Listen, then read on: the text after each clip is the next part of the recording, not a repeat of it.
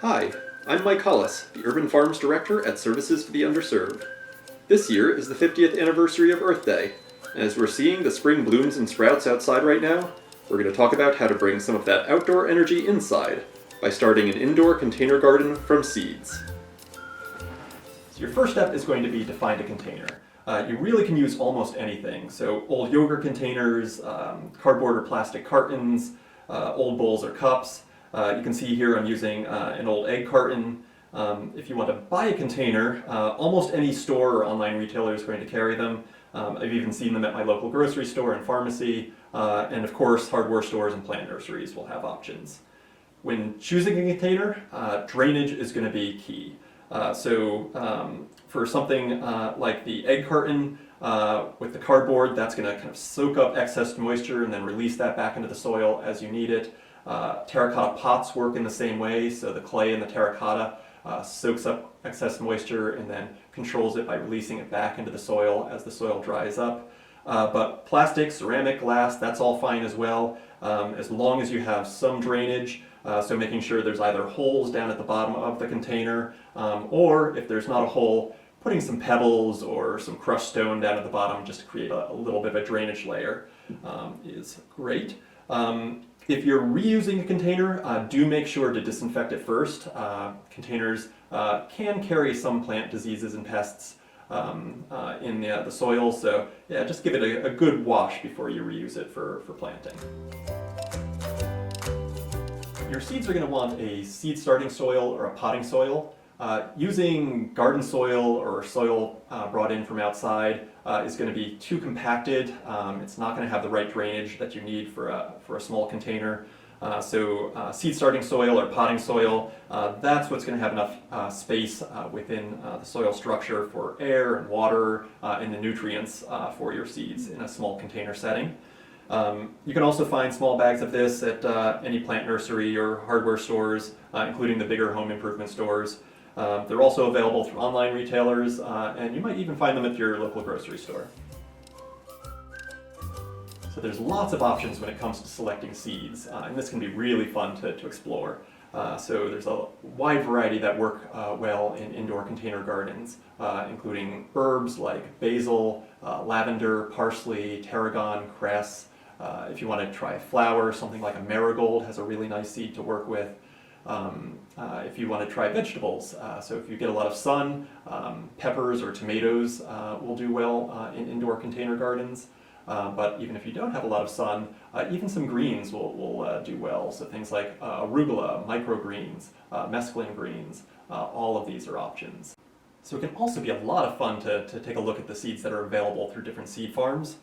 Some of the best known online seed distributors include Burpees and Gurney's. SUS Urban Farms gets a lot of their seeds from an organic certified provider called Johnny Seeds. So taking a look through what they have available online can just be fun in itself in choosing what might work for your container garden. You can also find seed packets, although less variety, at hardware stores and even some grocers and pharmacies. So you've got your containers, you've got your soil, you've got your seeds. It's time to plant. So I'm going to go ahead and fill this container with some of our potting mix right here. And we're going to go almost all the way to the top, but leaving just a little space so that as we water and as the plant develops, we've just got a bit of a lip at the very top of the container.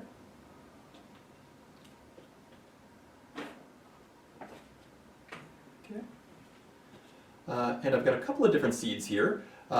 The general rule is the bigger the seed, the deeper you're going to plant it. So something like radicchio seeds, so this is a salad green, they're relatively small. So they're just going to get a little bit of a blanket of soil right on top of the surface. Something like cilantro is a little bit of a larger seed. So with something like that, I would just take one of my fingers, like my pinky finger, make a little bit of an indentation, poke the seed in, and then just lightly cover it with some soil. Whereas a larger seed, something like a bean seed, that I'm going to go about an inch down. But an inch down is about as far as you'll go with any seed. So there, again, you can just take a tip of your finger, kind of make a bit of an indentation, put that seed in and just cover it gently with the soil. So now that you've got your seed planted, the key is going to be to keep it warm and to keep it moist. So sunlight isn't so important at this stage. Keeping it somewhere like the top of your fridge is perfect.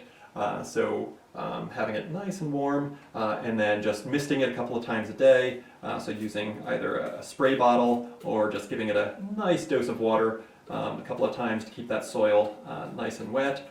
You can even put a layer of plastic over the top just to kind of hold that moisture in initially. Sprouting for the seed can be anywhere from a couple of days to a couple of weeks, depending on the type of plant.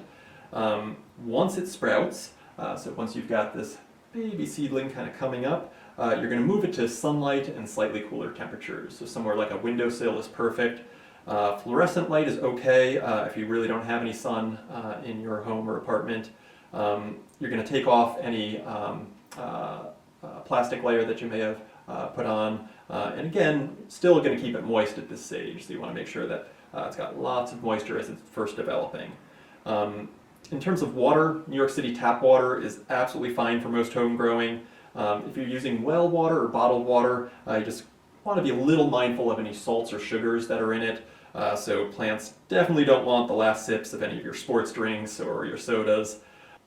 So as your seedling develops, you're going to be watching for two sets of leaves to grow. This first set is what's known as the seed leaves, and then the second set begins the true leaves of the plant. So once you have true leaves, that's when you can start to think about thinning the plants out. So if you have multiple plants growing together, just kind of keeping that healthier one, or separating them out. So taking multiple plants that are growing together and giving them their own container. Once you have true leaves, you can also begin standard plant care. So check the seed packets for proper water, sunlight, and air conditions. In general, I would say a windowsill that gets a couple of hours of sunlight a day is going to be pretty good for almost any plant. In terms of watering, routine watering is also generally advisable, so letting the soil dry out just a little bit before you water again, and making sure that you give it just enough water to kind of soak that initial layer of soil. If you see water coming out of the drainage at the bottom, stop. Yeah, you've definitely given it enough. Thank you for celebrating Earth Day with me. I'm really excited to see what you're able to grow, and I hope that you and your loved ones are safe and well.